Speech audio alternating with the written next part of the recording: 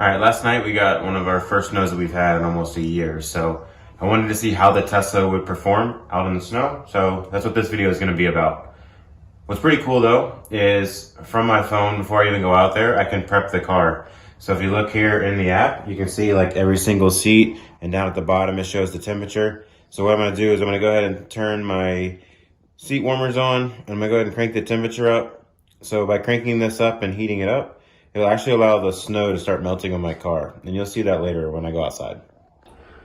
All right, so let's go outside and let's see what it looks like. Still sleeting. This should be really interesting. I don't know if it's gonna perform that well, especially considering it's a lot of ice. But we'll try it out. All right, so I just got into my car, and as you can see, I've got snow and ice everywhere. So I'm going to work on speeding this up a little bit because the cabin temperature is 80 and outside it's showing us 21 degrees. But if you come here and you click there and you go ahead and turn this on and hit it twice, it puts heat. I got heat going to the back, and I'm going to go ahead and put the steering wheel heater on as well. So now I've got all of that cranked up. This should melt away pretty quickly and I can get going. All right, I finally got the windshield clear. It took a little bit. I still have some on the windshield, as you guys can see. Most of that ended up in the car. Not gonna lie. There's a lot of water in the car right now, but we'll worry about that when I get back. So I'm gonna hook the camera up to show the front of the vehicle as I'm driving. Hopefully it's pretty good. It's still kind of sleeting, so if it looks like it starts to be pretty bad, I'm gonna go ahead and change the camera angle. But for now, we'll give it a shot and see how it works. As you guys can see, the windshield wiper blade is freaking out right now with the wetness. And so I'm going to try and fix that to where I turn them off. Off. There we go. Alright, so hopefully the windshield wiper blades won't freak out. Putting it in drive, I could immediately crash this into the side, honestly. It'll be interesting to see. I'm already having trouble getting out of the opening. Slipping, sliding, not getting the best traction, and honestly, this is probably the worst time to have regenerative braking. I really don't want the car to brake. Oh, it is fighting to get up. Like, I am struggling right now. This is going to be super interesting. The car is like the electric motors don't know what to do. Like, it is just unbelievable. I'm gonna turn these wipers back on a little bit. And that's another thing is, like, the motors think that I'm hitting snow right now. Like, you can, like, the traction control is bad. Like, I can't go anywhere. So this car is literally stuck right now. I'm like hitting it, it's not going anywhere. Alright, let me reverse back out of here.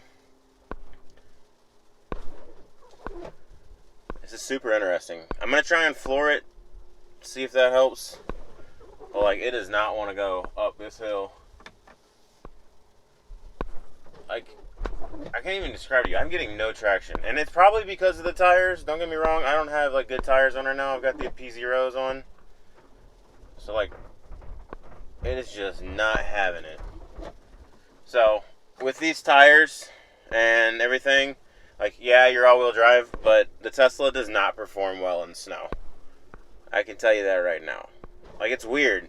At least in a gasoline-powered car, you could, like, fight it a little bit and, like, try and go somewhere.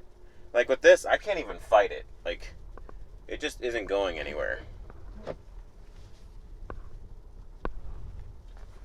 Super interesting.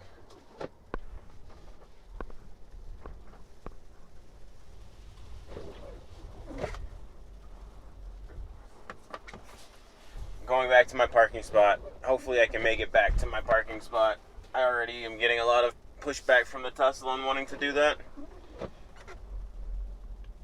Oh shit. Oh shit. Almost hit my mailbox.